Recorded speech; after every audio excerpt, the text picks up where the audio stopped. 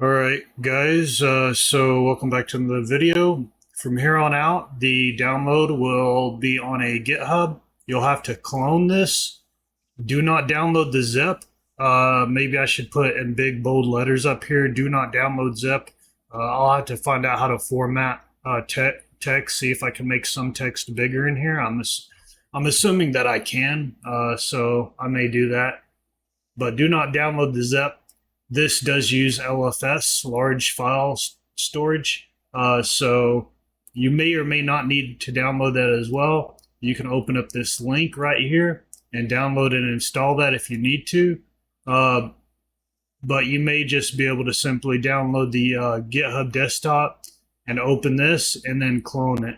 When you open it using this link, it'll ask you if you want to allow this website to execute commands. Say yes and check whatever, and then you can press this and it should open it in the application down here.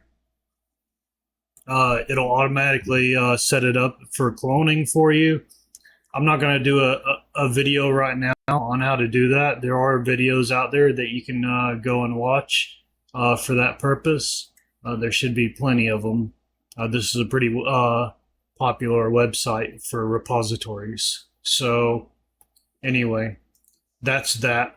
This is going to be on here from now on so that you can pull the updates without having to re-download the entire thing. So that the download link on the drive, it will be removed, mostly because it takes up a lot of space. And I'm paying for storage on there just for that purpose. I'm going to be relinquishing that storage there, and I'm going to be spending that money on bandwidth in here for the project. So inside of here, I'm going to go over a lot of things. Right now, I want to address one thing that I've noticed right here is this is kind of hard to avoid by default because of the default settings in here. And I want to show you the importance of something here. And I didn't think to try this before I pushed it the last time. So you may be getting another update where all of this is fixed on all the characters and the guns are repositioned. But I wanted to show you something here. So right here, this is the IK retargeter for this character. And if you want to know how to get to this real fast and easy, I'll show you the method that I use. So basically, if I want to find one of these characters, I just go over here to the widget folder and I'll open up this game animation widget. And I go down here and I select one of these tiles and I just double click this icon. I don't click the browse, I double click the icon. That opens this up. Now I'm going to select class defaults. I always collapse all categories. This will all be expanded for you. And then I just expand what I need to. In this case, it's the DAO. That's where all my stuff is. I'll always have my stuff under a DAO category. That way, it's clean and easy to find stuff. So under the live retargeting, you'll see this right here. I have it running, and you can't open it from here while it's running, which is kind of stupid, but it is what it is. Probably a limitation of legacy code. But anyway, once you open this up, you're going to press this button up here. It's going to say running retarget. You're going to press it one time until it says edit retarget pose, and you're going to select source. You'll be on target. You'll select source. And then I'm just going to show you how this looks here whenever I do it. So I'm going to put them in aim mode, and I'm going to come out. And so you'll see how the thumb is sticking inside of that right now. So if I select the pelvis right here and I select auto align and I say align selected in children, voila, the hands seem to be more appropriately aligned. And the reason why is because I'm actually aligning the UEF in. I'm making the UEF in copy his pose.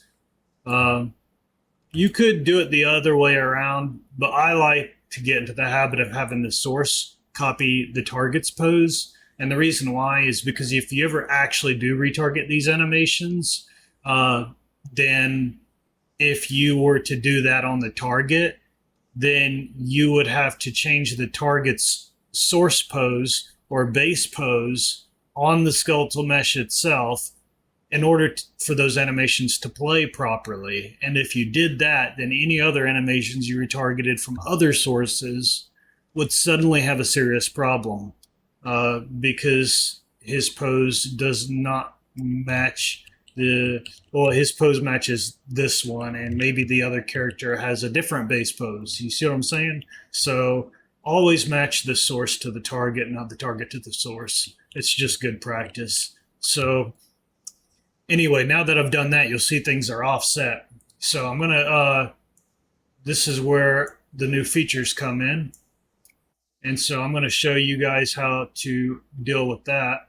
And let me just exit out of all this other stuff here.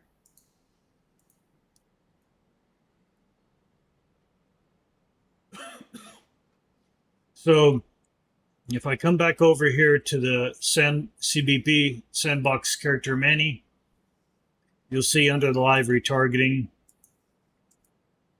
you'll see this stuff right here. I'm just going to drag this out. And what this is these are actually assets, data assets. This is data driven. And the reason why I use data assets is because during runtime in the editor, we can change the values of variables inside of a data asset, and it will reflect inside of here.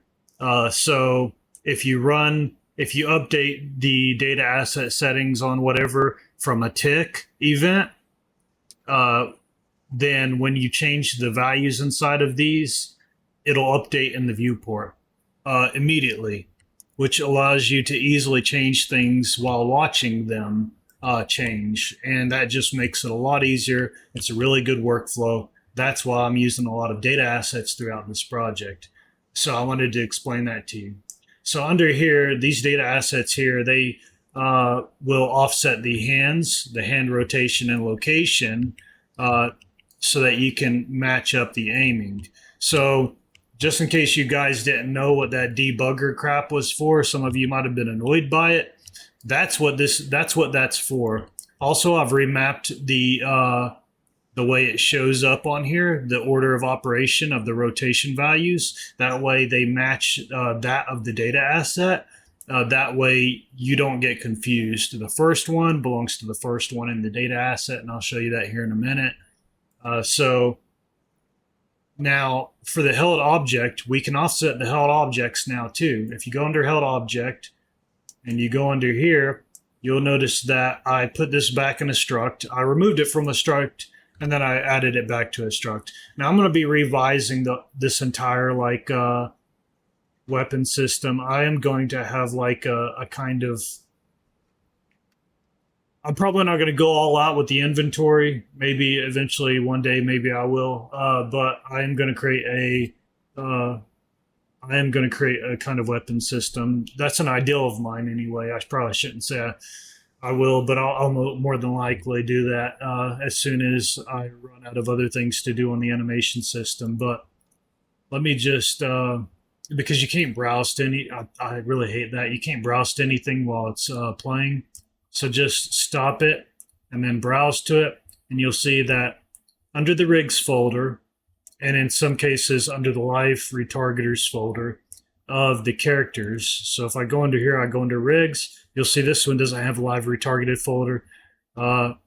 This one is just called held objects. But under this live retargeted folder, under many held objects, I might revise the way I did that, because maybe there's too many chains down the line to go through, and maybe that'll annoy some people.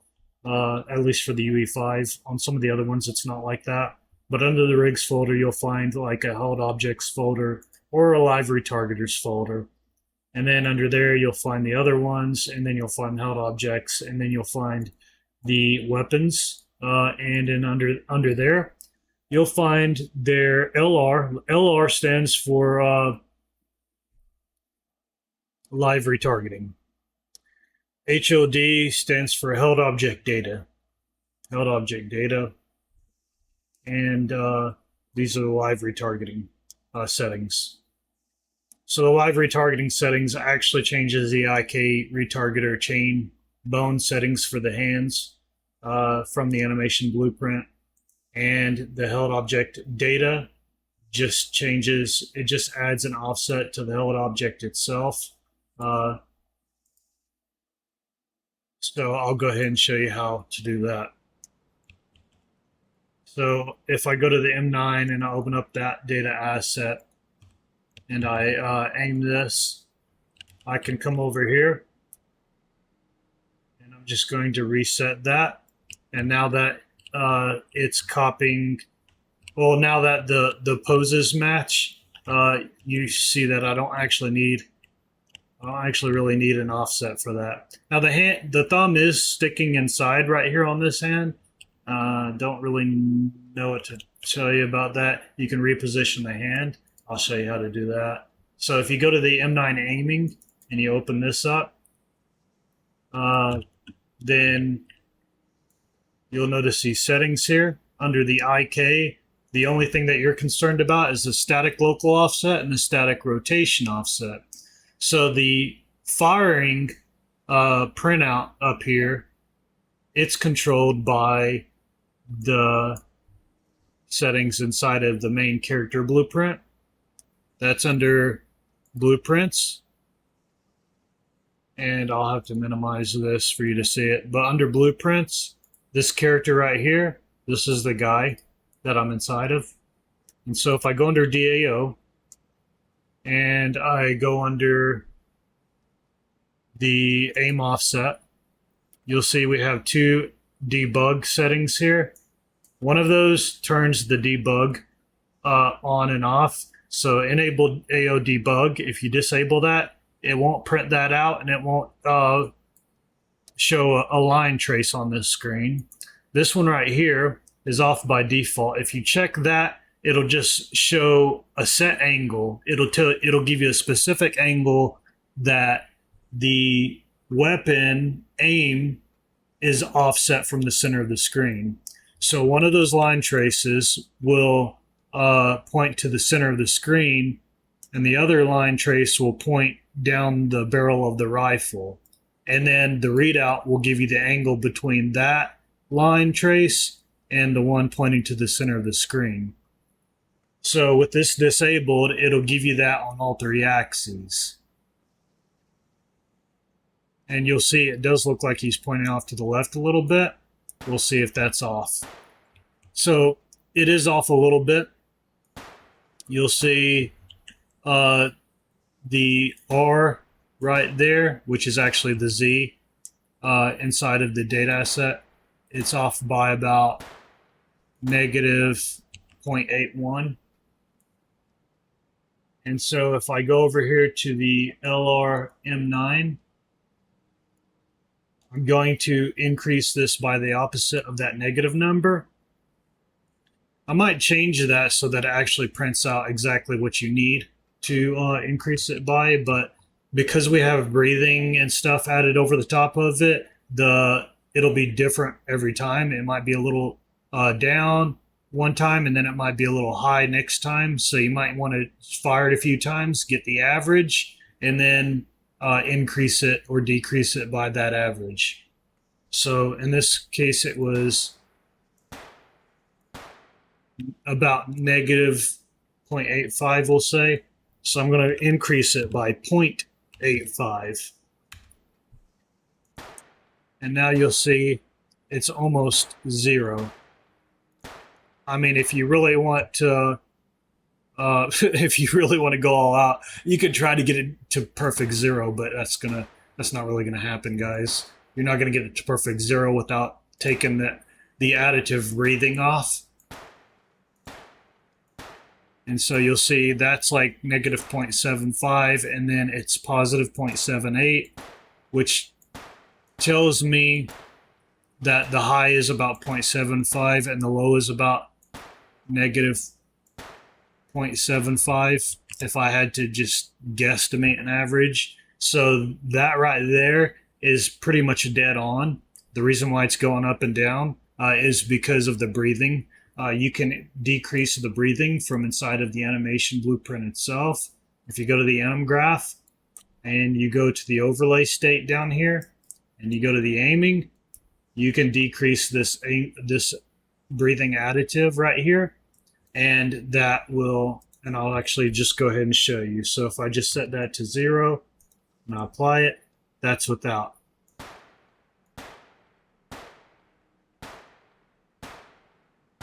So with the breathing, you'll see that we actually shoot a little low, but I've been adjusting it with that breathing setting that I had, which is why when he's not breathing, he shoots a little low. I averaged it out during the breathing so that, because if you don't, then during the breathing, he's almost always shooting a little high.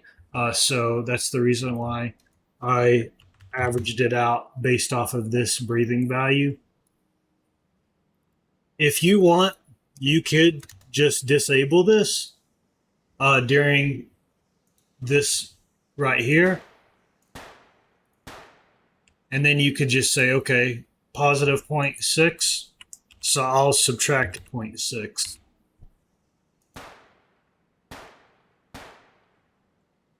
And there you go. That's almost dead on. I'm not going to go off trying to get that perfect 0, but you get the point. The problem is when I apply the breathing, because the breathing makes his arms move up and then back down to where they were, you'll see he's almost always aiming too high until he reaches the bottom of that. What I might do actually is I might actually end up going back and trying to see if I can get that breathing to where it's more averaged out so that it moves up and down the same amount. But anyway, you get the point. I'm just going to undo that and set that back to 0.25. And now you'll see that's about averaged. So like I said, I may revise that breathing additive animation. Man, sorry. But that's basically how that works. So we have these data assets and we have these data assets. And all you have to do is just duplicate them or move them over here and say copy whenever you need extras for your own custom characters. And that's basically the rundown on how that works. Now, I only recently realized that all I had to do, it never dawned on me to try to match the source pose to the target pose to fix that problem with the hands on some of them. So I may end up going back and tweaking those settings for this right here and this right here for all of the characters. But anyway, yeah, I just wanted to show you that if you have problems with your own characters, match the UEFN, the source pose, from the pelvis. Don't do it from the root. Do it from the pelvis. If you do it from the root, it could offset the root, I think. I don't think it would, but just to be safe, do it from the pelvis. Anyway, yeah. Don't worry about those IK bones because they're not going to line up anyway. That's just they're not going to they don't scale during retargeting. But that's basically the rundown on it, guys. And if you have any questions or concerns, let me know down in the comments, and I'll see you in the next video.